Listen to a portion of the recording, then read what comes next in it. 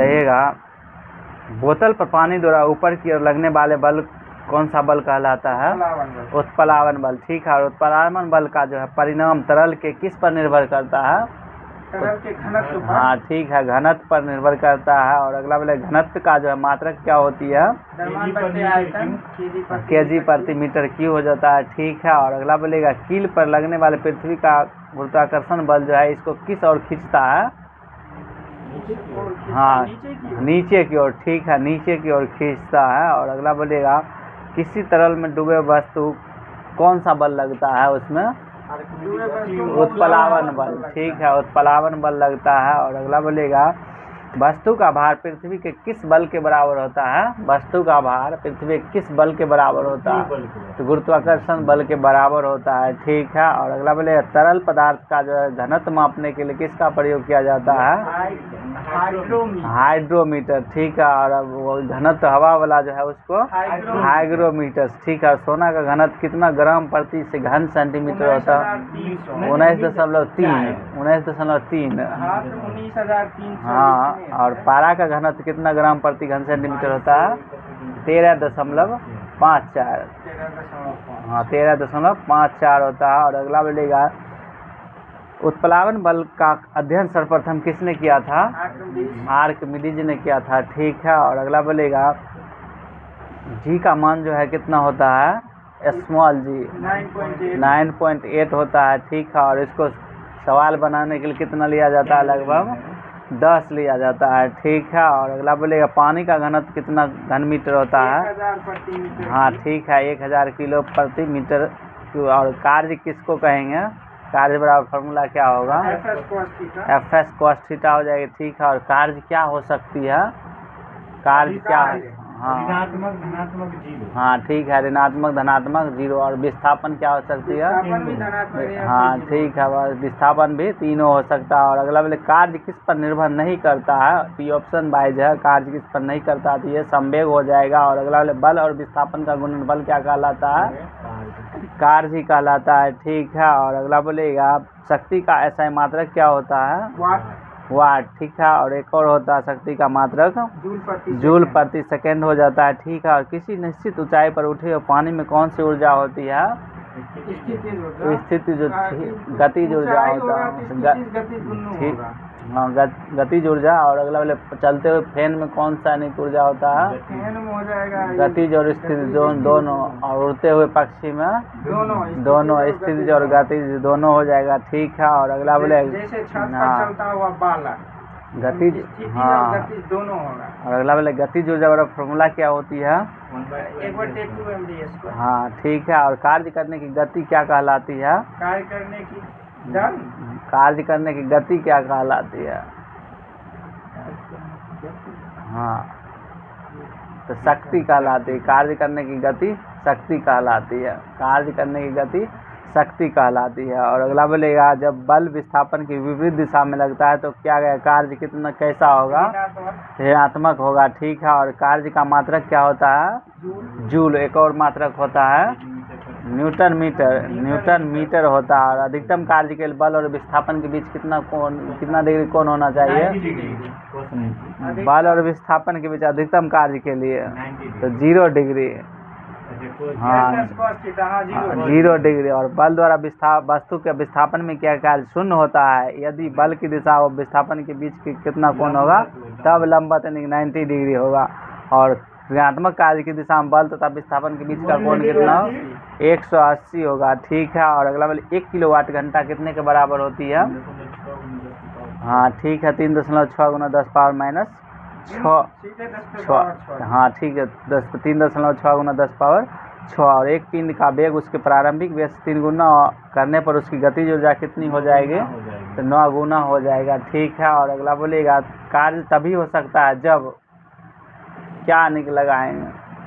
बल लगाएंगे। बल ऊर्जा आने की ऊर्जा आने। हाँ, वह संतुलित बल भी लगा करने के कार्य कर सकते हैं। ठीक है, और अगला बोलेगा संवेग बराबर फॉर्मूला क्या होती है? P बराबर mv। हाँ ठीक है, एम भी हो जाता है। और किसी वस्तु कार्य करने की क्षमता उस वस्तु को क्या कहलाती है? कार्य करने की क्षमता को ऊर्जा ऊर्जा कहते हैं। और अगला बोलेगा कमानीदार घड़ी में संचित ऊर्जा कौन सी होती है?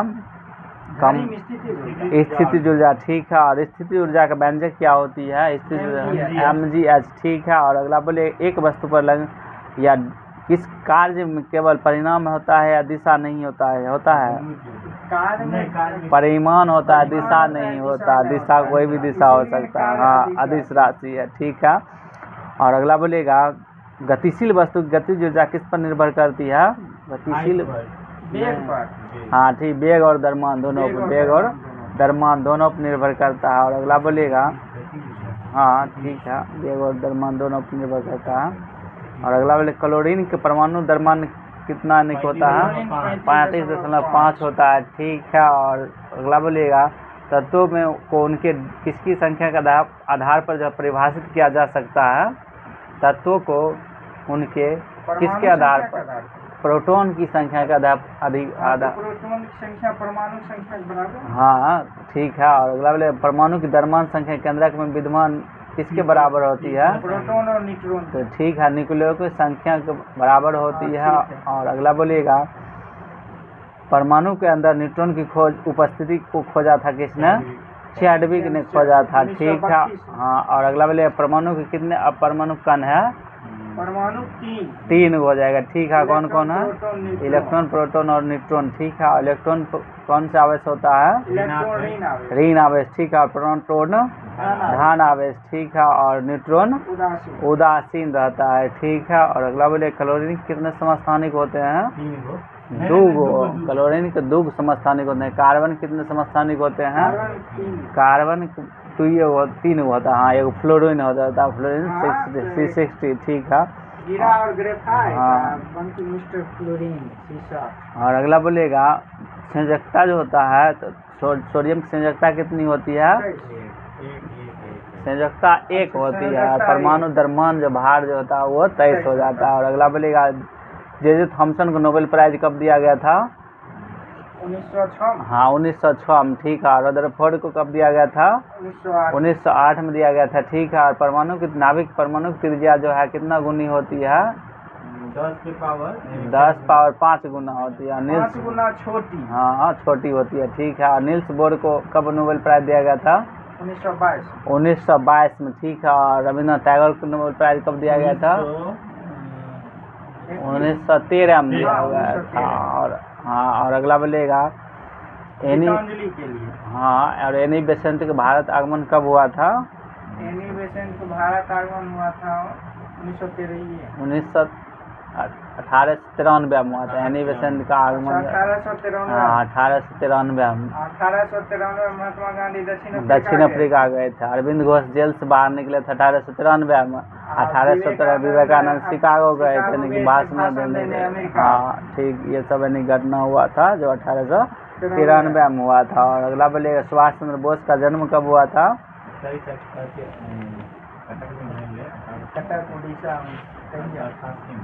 1897 में, 23 जनवरी 1897 में हुआ था जन्म।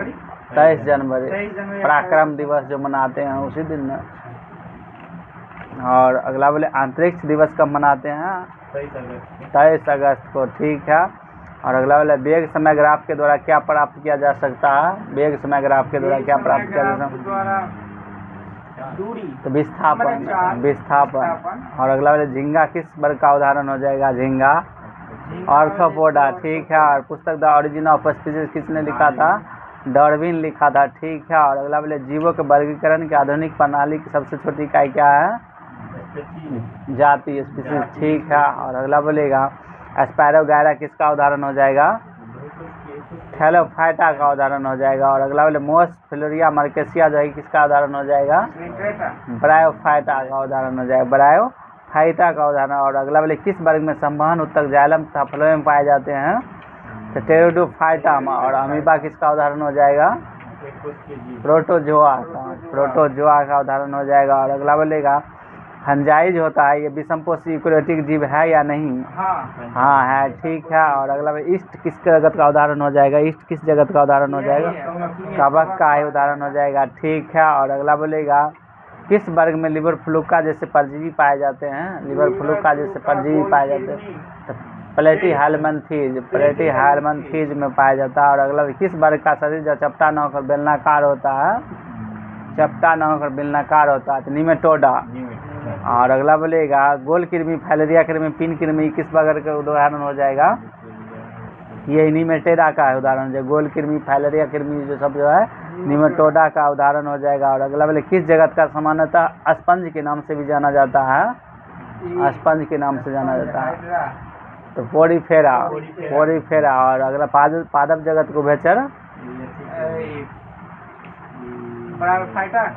ब्रायोफाइटा। शैवाल किस जगत का उदाहरण हो जाएगा, शैवाल प्रोटिस्टा का उदाहरण हो जाएगा। और अगला बोले जैव विकास की अवधारणा सबसे पहले किसने दिया था, तो चार्ल्स डार्विन ने दिया था, ठीक है। और अगला बोलेगा पाइनस तथा साइकस किसका वर्ग का उदाहरण हो जाएगा, हाँ, तो जिम्नोस्पर्म का। और मानव शरीर की त्वचा का सबसे बाह्य परत क्या कहलाती है, एपिडर्मिस कहलाती है, ठीक है। और अगला बोलेगा मरुस्थलीय पौधे जो होते हैं तो उसमें क्या पाया जाता है जो डिजीज बनाता है,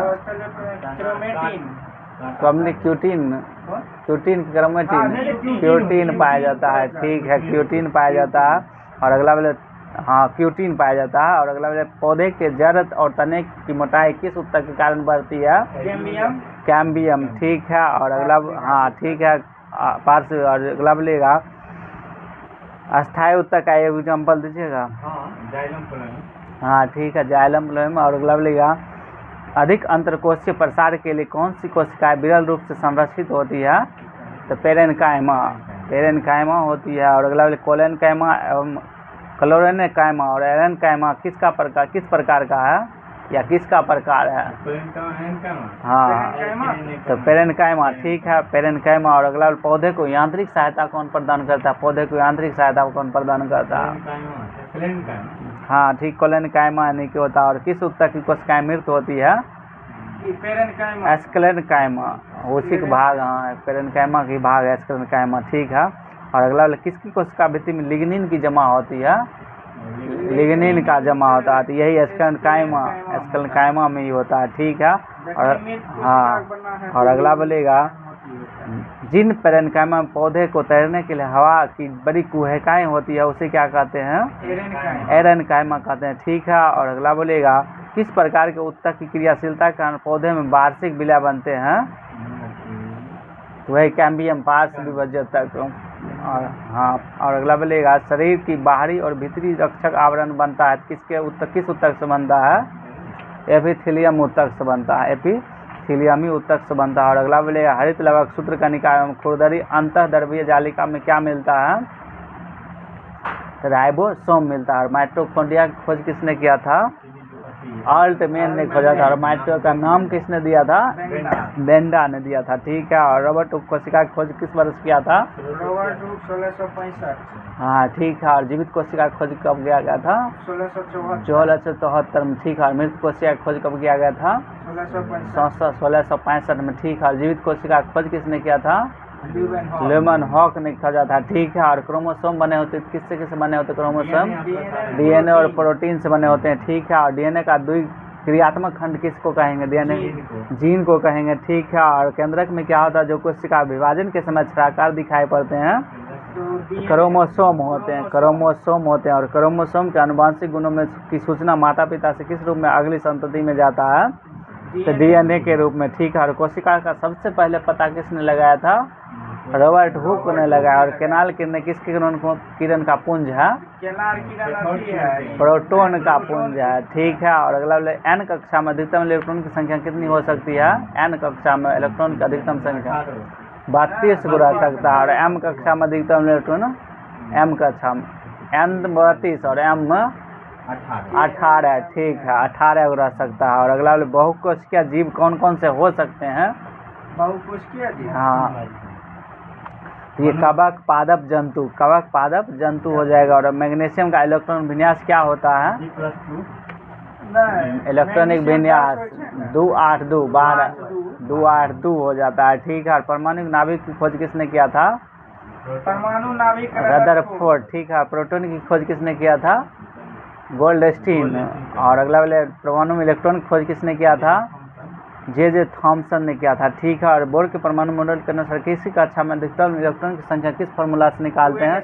2n² से निकालते हैं, ठीक है। और ड्यूटेरियम की द्रव्यमान संख्या कितनी होती है? ड्यूटेरियम की द्रव्यमान संख्या, हाँ, ड्यूटेरियम की द्रव्यमान संख्या 2 होता है। और जल का सूत्र क्या होता है? H2 होता है। और कैल्शियम क्लोराइड का इकाई द्रव्यमान कितना होता है? कैल्शियम क्लोराइड, हाँ, 111 होता है। और कैल्शियम ऑक्साइड का सूत्र क्या होता है? CaO हो जाता है, ठीक है। नाइट्रस ऑक्साइड का जो है नाइट्रिक एसिड जो है, नाइट्रिक एसिड का आणविक द्रव्यमान कितना होता है? नाइट्रिक